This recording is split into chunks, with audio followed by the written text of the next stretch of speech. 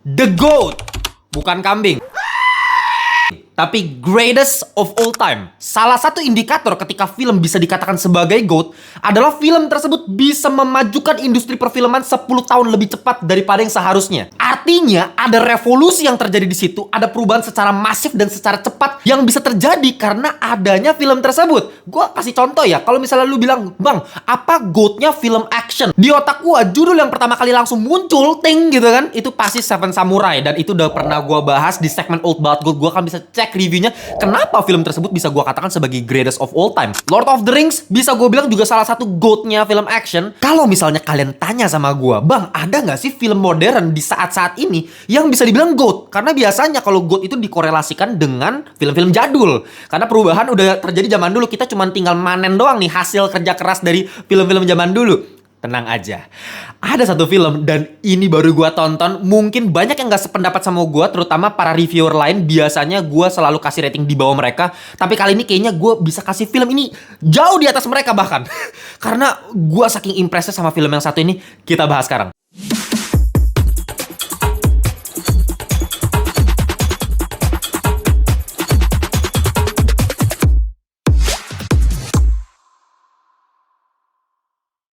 Welcome back to Ngelantur Indonesia. Skip nonton, skip, blow on. Jangan lupa kalian semua, kita akan kembali lagi di segmen yang selalu ada hampir setiap harinya. Segmen review.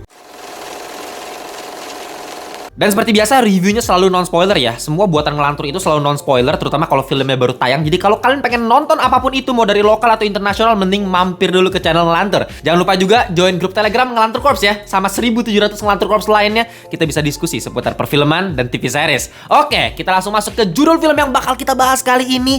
Yang, sorry gue agak telat karena lagi hektik banget ini. Buset, reviewnya banyak banget bos yang belum gue review nanti ya. Sabar, satu-satu ya. Oke, judulnya adalah Furiosa: A Mad Max Saga.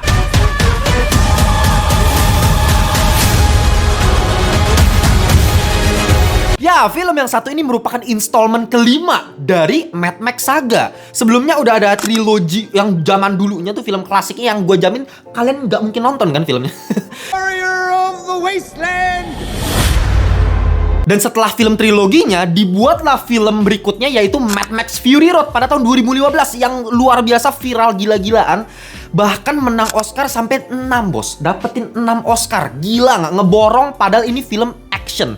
Jadi di saat itu adalah one of a kind. Gak ada lagi model-modelan visual yang seperti itu, seindah, segila, sebarbar film Mad Max Fury Road. Jadi ya parameter tuh udah di set di situ. Jadi ketika memang ada film berikutnya yang merupakan prequel dari Fury Road dan bisa dibilang spin-off-nya ya. Jadi kalau kalian udah nonton Fury Road, ada satu karakter namanya Furiosa. Cuman di saat itu diperankan sama Charlize Theron. Nah sekarang diganti nih versi mudanya yaitu Anya Taylor-Joy. Nah gue yakin banget pasti kalian udah banyak kan yang nanya sama gue mengenai, "Bang, gue harus nonton Fury Road dulu nggak? Gue harus nonton trilogi utamanya dulu nggak?" Tenang aja, nggak perlu sama sekali. Sama kayak dulu, 2015 Fury Road tuh kayak banyak yang nanya kan, kayak perlu nggak sih nonton trilogi sebelumnya? Nggak perlu, karena ini kayak terpisah. Meskipun secara universe itu masih satu kesatuan, ceritanya ya sebenarnya nyambung. Tapi ya, lu nggak perlu nonton trilogi utamanya. Dan sekarang lu nggak perlu nih nonton yang versi Fury Road. Oke, balik lagi ke pernyataan gue yang tadi, dimana gue udah taruh ekspektasi yang cukup rendah ya, karena memang Fury Road tuh sebagus itu. Dan gue sama sekali nggak bakal mikir kalau ini bisa melampaui atau selevel aja, itu susah gitu, mau sama kayak Fury Road.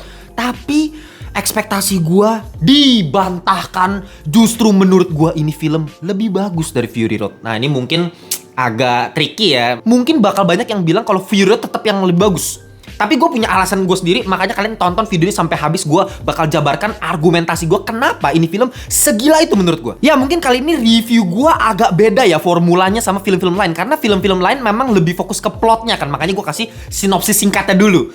Tapi kali ini gue gak bakal mulai dari sinopsis. Sinopsis nanti belakangan. Karena yang pengen gue pamerkan ke kalian semua untuk menonton film ini adalah visual bos. Gue kagak mau banyak bacot. Langsung aja gue bilang visual dari film ini 1000/10. Gue gak lebay. Ya lebay sih, hiperbola sih, cuman ya maksudnya gini, ketika kita ngomongin film yang pure action, artinya film tersebut sangat bergantung kepada aspek aksinya. Sedangkan aksi sendiri bisa kita nilai lewat apa? Mata kita, visual. Kita bakal bedah satu persatu ya. Pertama, sinematografi, menurut gue ini jauh meningkat dibandingkan Fury Road.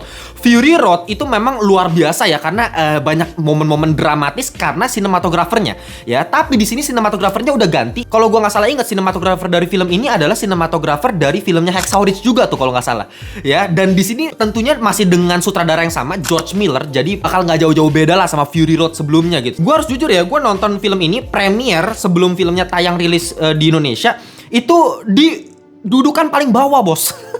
Jadi saya melongo seperti ini.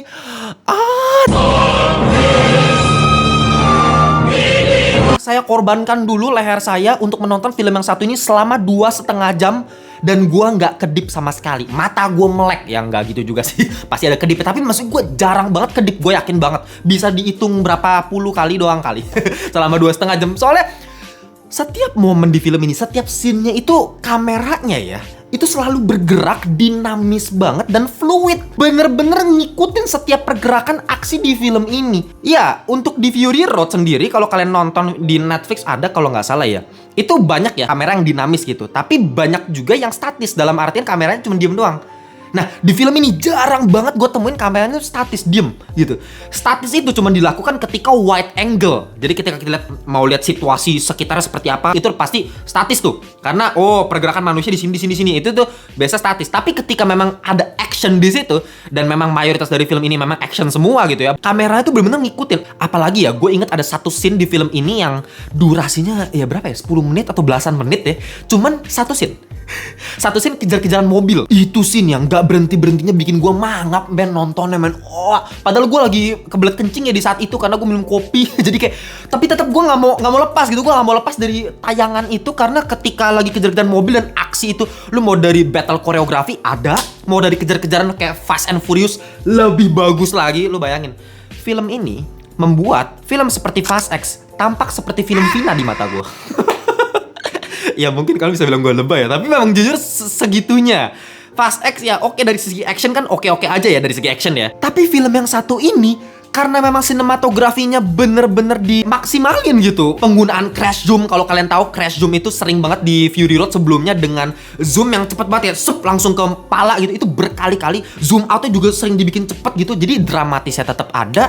Art shot, nah ini art shotnya juga banyak banget. Dalam artian art shot itu kayak kamera muterin orangnya. Ini ada subjek, kamera muter gini. Nah itu art shot tuh. Nah itu banyak tuh. Di mobil lu bayangin, lagi nyetir, art shot muter gini kan. Abis itu nanti ke atas, abis itu nanti ke bawah kameranya. Jadi kameranya itu memaksa mata gue untuk mengikuti pergerakan dari kamera. Jadi gue serasa lagi ada di truk rignya si Immortan Joe itu gitu. Jadi ketika lagi dikeroyokin, lagi ada begal yang banyak, geng motor, jadi gue serasa ada di tengah-tengah mereka. Kekacauan itu bisa sangat-sangat imersif sekali untuk penonton. Dan selain dari sinematografinya yang meningkat, dari segi production itu masih selevel sama Fury Road. Karena kita tahu sendiri, yang bikin Fury Road itu bisa menang 6 Oscar pada tahun 2016 itu ya, itu karena memang dari segi production ya, make up-nya, kostumnya, itu selalu jadi daya tarik utama. Secara production, motor-motornya lu ada manekin yang buat baju jualan di pasar tuh ya, Tanah Abang tuh, nah itu dipakai buat stang motor, lu bayangin tuh ya. Kipas angin segede gaban ditaruh di belakang motor, speaker gitu banyak ditaruh di motor juga. Apalagi ya kendaraannya si Chris Hemsworth di sini sebagai salah satu antagonis di film ini, dia pakai semacam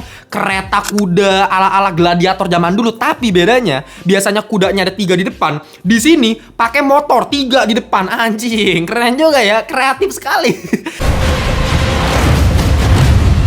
Jadi kerasa banget post apokaliptiknya, world buildingnya terbangun secara begitu realistis karena memang production make up sama kostumnya jempolan, gak ada kelemahan sama sekali. Lu bayangin di Narnia si witch itu pakai polar bear di depan, ini pakai motor bos, next level. Nah, tapi gue ada sedikit catatan kecil untuk bagian masalah visual ini. Gue yakin banyak banget reviewer di luar sana yang bakal bilang CGI-nya nggak terlalu bagus. Buat gue sendiri, sebenarnya visual CGI-nya tuh udah tergolong oke. Bukannya nggak bagus, tapi bukan yang bagus juga. Kalau memang kita compare sama film sebelumnya, Fury Road itu emang gak sebanyak itu pakai CGI. Kalau kita compare sama yang sekarang ya, sama Furiosa. Furiosa itu bener-bener CGI-nya banyak banget, kerasa.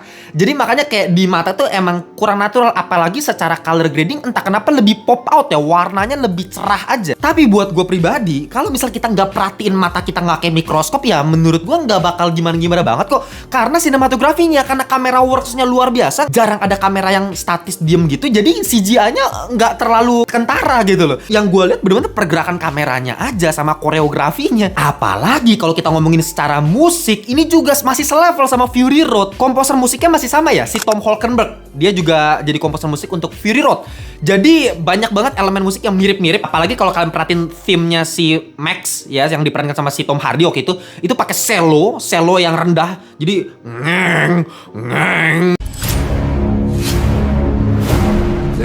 kelihatan si Max itu sebagai beast yang brutal, yang barbar dengan itu berkali-kali. Nah ini masih dipakai, dan yang bikin gue suka banget musiknya itu nggak alay, bener-bener nyaru sama sound design ya, karena sound desainnya keren, sound efeknya juga keren, dan itu dibikin nyaru sama scoring musik di belakangnya. Jadi terornya tuh berasa. Jadi scoringnya tuh kayak nggak berdiri sendiri, kayak so asik sendiri gitu. Sound design di sini, scoringnya di sini, nggak, ini kayak nyaru gitu. Ini yang bikin perasaannya makin imersif lagi nontonnya. Dan secara volume pun kenceng mampus gitu, bisa menembus gendang telinga kalian sampai ke kerongkongan tenggorokan. Suaranya tuh kayak wang gitu kan, di zoom out wang. Jadi antara kamera musik sinkron banget. Nah, sekarang kita masuk ke masalah plot nih. Ini yang banyak mungkin yang komplain juga mungkin ya. Tapi ya buat gue gini, ini kan film pure action. Jadi ya kalau emang plotnya simple ya sangat bisa ditoleransi menurut gue. Ini emang film action, ya udah premis ceritanya begitu doang. Apalagi kalau kita compare sama film sebelumnya lagi nih ya.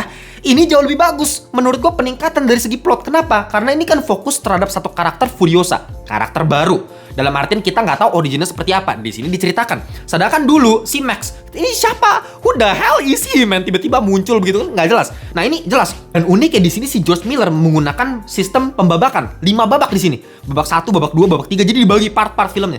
Dari si Furiosa masih kecil yang diperankan sama Laila Brownie, baru ke yang versi remajanya yaitu si Anya Taylor-Joy. Nah, uniknya di sini si Furiosa pas masih kecil, si Laila Brownie itu cukup panjang ya durasinya ya. Gua nggak expect, gue kira cuma paling bentar doang gitu kan. Sisanya Anya Taylor-Joy. Enggak, gila, hampir seperempat lebih lah, gila.